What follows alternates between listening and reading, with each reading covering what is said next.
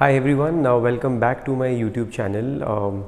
This is basically this video is for the questions that was asked in my previous reel that I had posted.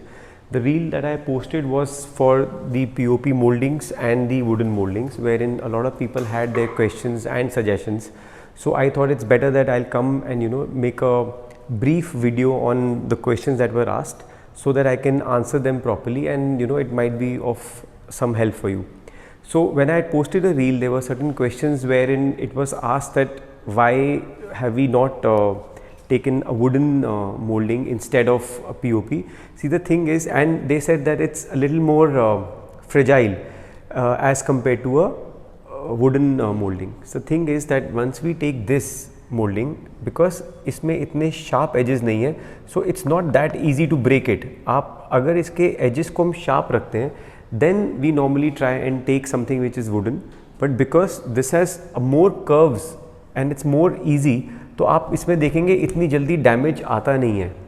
And there was a question जिसके अंदर मैंने आपको ये भी बताया था that अगर हम इसकी वुडन क्लैडिंग करते हैं, वुडन मोल्डिंग्स लेते हैं, तो हमारे को इसकी वुडन क्लैडिंग करनी पड़ती है और ये आपकी इस स्कर्टिंग से वो आगे आ जाती है.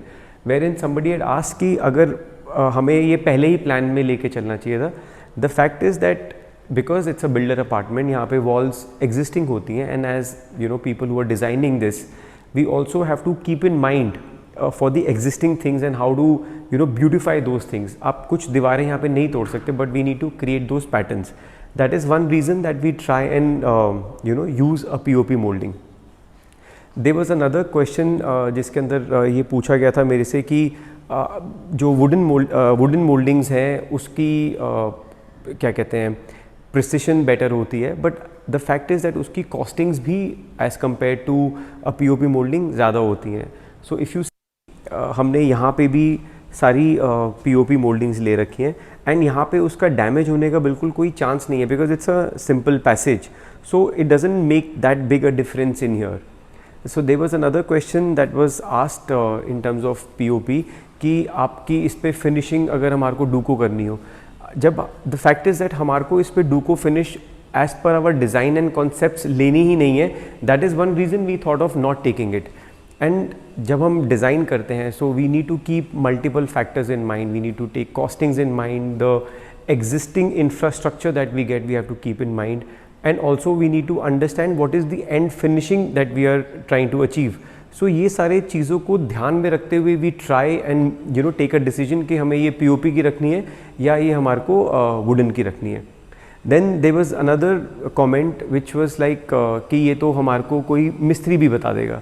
द फैक्ट इज़ येस, हमने भी ये चीज़ें कर करके सीखी हैं, बट मिस्त्री की कोई रिस्पॉन्सिबिलिटी या लाइबिलिटी नहीं होती है. आप उसको जो भी ड्राइंग देंगे वो चुपचाप से उसको इम्प्लीमेंट कर देगा, और वेदर इट्स राइट और रॉन्ग उसको वो फ़र्क नहीं पड़ता है. And also as an interior designer हमें भी पता होना चाहिए कि राइट प्रोसेस क्या है, सो दैट अनदर कॉन्ट्रैक्टर और अ मिस्त्री can't take you for a ride. And there are people जो शायद एक इंटीरियर डिज़ाइनर्स को एंगेज नहीं करते हैं, वो डायरेक्टली अपना काम करा रहे होते हैं एंड वो कॉन्ट्रैक्टर को अपना काम बता देते हैं. कभी कभी कॉन्ट्रैक्टर ज़रूरी नहीं है उनको राइट गाइड करे, या फिर कॉन्ट्रैक्टर को पता भी हो.